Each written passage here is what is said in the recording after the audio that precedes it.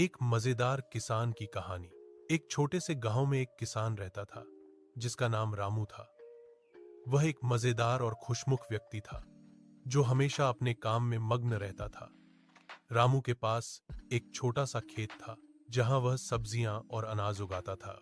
रामू का खेत बहुत ही उपजाऊ था और उसकी सब्जियां और अनाज बहुत ही स्वादिष्ट होते थे। वह अपने खेत में बहुत मेहनत करता था और उसकी मेहनत का फल भी उसे मिलता था। एक दिन रामू के खेत में एक अजीब पौधा उगाया। वह पौधा बहुत ही विचित्र था और उसके पत्ते बहुत ही रंगीन थे। रामू ने उस पौधे को देखा और वह बहुत ही खुश हुआ। रामू ने उस पौधे को अपने खेत में लगाया और उसकी देखभाल करने लगा। वह पौधा बहुत ही तेजी से बढ़ने लगा और जल्द ही वह एक बड़ा पेड़ बन गया। एक दिन रामू के खेत में एक राजा आया।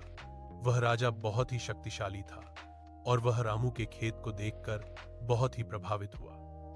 राजा ने रामू से पूछा, यह पौधा क्या है और यह इतना विचित्र क्यों है? रामू ने राजा को बताया, यह पौधा एक अजीब पौधा है जो मेरे खेत में उग आया है। यह पौधा बहुत ही उपजाऊ है और इसके पत्ते बहुत ही स्वादिष्ट होते हैं। राजा ने रामू से कहा, मैं इस पौधे को अपने राजमहल में ले जाना चाहता हूं। तुम मुझे यह पौधा दोगे?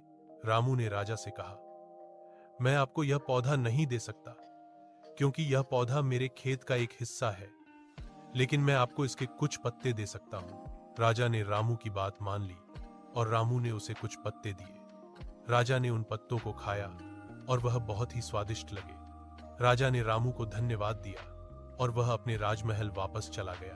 कुछ दिनों बाद राजा ने रामू को अपने राजमहल में बुलाया। रामू राजमहल गया और राजा ने उससे